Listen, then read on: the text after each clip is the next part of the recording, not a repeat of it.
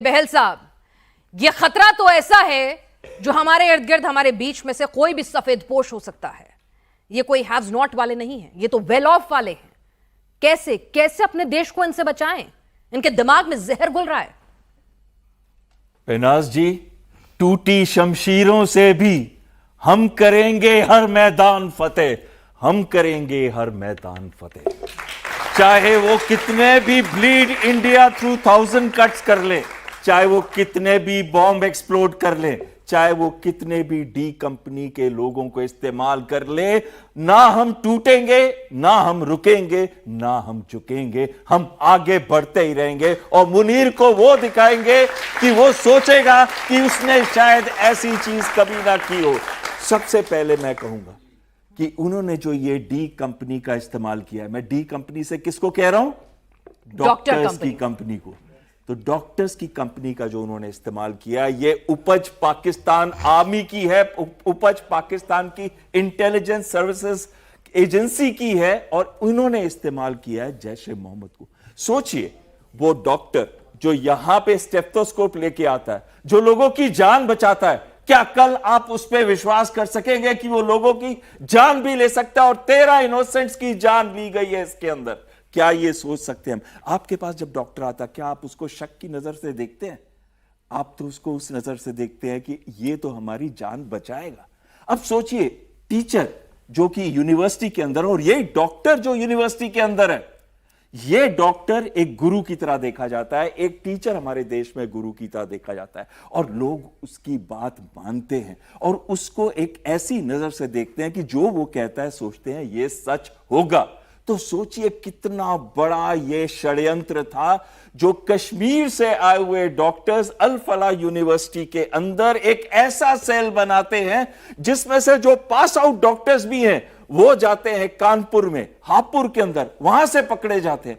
ये देखिए, हर जगह पे मॉड्यूल बनाने की कोशिश की गई है, एक मॉड्यूल से मल्टीपल मॉड्यूल्स, लीडरशिप पोजीशन, साथ में डॉक्टर्स होते हैं टेक्नोलॉजी से एकदम परिचित।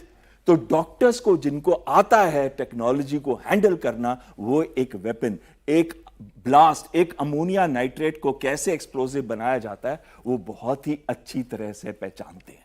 और आखिरी चीज जो मैं इस पे कहना चाहता हूं, चाहे वो फंडिंग हो, चाहे वो पैसे का मूवमेंट हो, चाहे 70 से 76 एकड़ की यूनिवर्सिटी के अंदर पार्किंग हो, जहां पे कार को आप कहीं भी पार्क करेंगे किसी को शक नहीं होगा, जहां पे आप आर्म्स एम्युनिशन रखेंगे तो शक नहीं होगा। सोचिए क्या कर सकते थे वो? सीरियल ब्लास्ट की तैयारी कर रहे थे, 6 दिसंबर को होने थे सीरियल ब्लास्ट 4 से 6 सिटीज के अंदर, और इतना बड़ा काम हमने रोक लिया। हमारी मल्टीपल पुलिस एजेंसीज ने एक्ट करते हुए रोक लिया, लेकिन एक अटैक को हम नहीं रोक सके जिसके अंदर लाल किला के सामने 13 लोग मारे गए। मैं आपसे रिक्वेस्ट करता हूं, आप सबसे जो यहां बैठे हैं, इसमें आपका बहुत बड़ा रोल है। अगर आप सतर्क हो जाएं तो इस देश को कोई अटैक कर सकता है क्या? क्योंकि हमेशा टेररिस्ट को लोकल सपोर्ट चाहिए होता है, टेररिस्ट को चाहिए होता है खाना पीना रहना। टेररिस्ट लेता है आपसे एक रूम रेंट के अंदर, कारें खरीदता है आपसे। तो जब भी आपके पास कोई आता है या कोई सस्पिशियस एक्टिविटी दिखती है, हमारे देश का नेचर है, हम कहते हैं छड्डो ना, की फर्क पैंदा है। छड़ना नहीं है इस बार छड़ना नहीं है। हमें नियरेस्ट पुलिस स्टेशन में जाके बताना है कि ये पता नहीं क्यों इस घर से बहुत गतिविधियां रात को जाती हैं, कुछ लोग आते जाते रहते हैं और बड़ा कुछ सस्पिशियस सी एक्टिविटी हो रही है। पुलिस को करने दो ना इन्वेस्टिगेट, गलत हो सकते हैं आप, लेकिन हमारे देश को अगर हमें जोड़ के रखना है और हिंदू मुस्लिम में डिवाइड नहीं होना, तो बहुत जरूरी है कि you are the first line of defence. बिल्कुल सर, अपनी जिम्मेदारी तो हमें समझनी होगी। एनएनडी दुबे सर, क्योंकि आपने जम्मू कश्मीर में border BSF first line of defence हमारी कही जाती है, वहां पर आतंकियों से 2-4 आप लगभग अपने पूरे टेन्योर में होते रहे हैं। रेडिकलाइजेशन ऑफ व्हाइट कॉलर, पढ़े लिखे वेल ऑफ लोगों का ये जो मॉड्यूल है तो बहुत ज्यादा खतरनाक है, क्योंकि जो वेल अवेयर हैं, वेल एक्सपोज्ड हैं, अगर वो भी रेडिकलाइज्ड हो रहे हैं तो खतरा तो अनलिमिटेड हो गया। फिर देखिए, जो अब तक ये माना जाता था कि जो जाहिल हैं, जो डिप्राइव्ड हैं, वीक हैं, गरीब हैं, खाने का पैसा नहीं है, उन लोगों को बड़ा इजी टारगेट बना के टेररिज्म में शामिल किया जा सकता है। और एक समाज में हमारा वर्ग भी रहा है जो कंटिन्यूसली इसी बात को हार्प करता है, अरे हैव नॉट, नहीं नहीं कमज़ोर है, उसको कोई रोज़गार नहीं है, वो बड़े कम पैसे कमाता है। तो ये एक बहुत बड़ा वजह जोड़ी जा रही थी आतंकवाद में कैडर को शामिल होने की। लेकिन इस तरह का white collar so professional doctor जब वो टेरर मॉड्यूल बनाता है और उसका इतना बड़ा खतरनाक इरादा होता है, तो ये आम आदमी को चौंकाने वाली बात तो जरूर है, लेकिन ये नई बात नहीं है, ये भी मैं आपको बताऊं। लेकिन अब तक के हिस्ट्री में इंजीनियर्स ज्यादा इसमें वाबस्ता पाए गए हैं। अगर आप देखिए तो ओसामा बिन लादेन खुद इंजीनियर था।